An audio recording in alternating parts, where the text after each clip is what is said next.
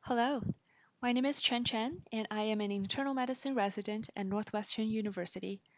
On behalf of my research team, I am delighted to present to you our work on a comprehensive echocardiographic assessment of patients with chronic myeloid leukemia or CML on Dasatinib. Dasatinib is a second-generation tyrosine kinase inhibitor targeting the BCR-ABL gene used as a first-line treatment for CML. Dasatinib is known to cause cardiotoxicities and has been associated with pulmonary hypertension, pleural and pericardial effusions. However, there is limited data surrounding the echocardiographic changes associated with dasatinib and whether diastolic dysfunction may be an additional consequence. Therefore, we sought to investigate the changes in echocardiographic parameters pre and post initiation of dasatinib in a CML population. We conducted a retrospective cohort study and included all adult patients with CML receiving dasatinib between 2017 to 2022 at a single quaternary facility if they had a pretreatment and follow-up echocardiogram. Baseline echocardiogram was defined as the most recent echo prior to initiation of dasatinib, and follow-up was the first echo after initiation of dasatinib. Comprehensive clinical and echo data were collected, including spectral tracking echocardiography or myocardial strain analysis. Now I want to draw attention to the right panel of the poster for the key findings of our study. 41 patients with CML who were on dasatinib with a mean age of 64 years old were included. Notably, 7 patients had HFpEF at baseline. Baseline echoes were obtained a median of 3 months prior to initiation of dasatinib, and the follow-ups were obtained a median of 8 months after the initiation of dasatinib. After the initiation of dasatinib, there were several changes noted on echocardiography. There was a significant increase in left ventricular or LV mass and LV end diastolic diameter.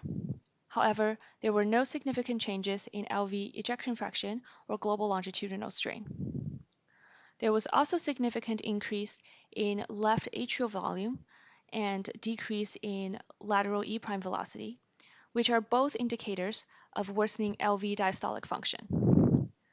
There was a tendency towards a worsening left atrial reservoir strain, but it did not reach statistical significance. There was also a significant reduction in right ventricular or RV diameter. However, RV function measures were unchanged. We also found that 9 patients had a progression in diastology grading after the initiation of dasatinib. The breakdown of degree of progression is shown in Figure 1 in the bottom middle panel.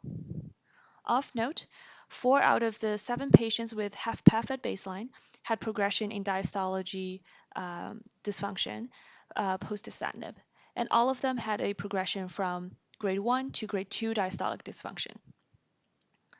Patients with a history of HFpEF at baseline were significantly more likely to have progression in diastolic dysfunction when compared to patients without HFpEF at baseline, and the p-value is 0.03. This is the first study that provides a comprehensive echocardiographic assessment of patients with CML and dasatinib. Our conclusion, as shown in the center of the poster, is that dasatinib was associated with significant changes in structural and diastolic parameters in patients with CML. Patients with a history of HFpEF at baseline were more likely to have progression in diastolic dysfunction. We argue that increased surveillance should be considered in patients with HFpEF at baseline due to this risk of progression in diastology post-dasatinib. Our study was limited by its single-center retrospective design, also because there was no standardized guideline for using echocardiogram to monitor patients with CML and dasatinib. The follow-up was limited.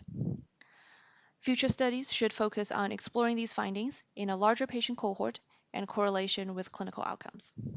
With that, I thank you for your attention.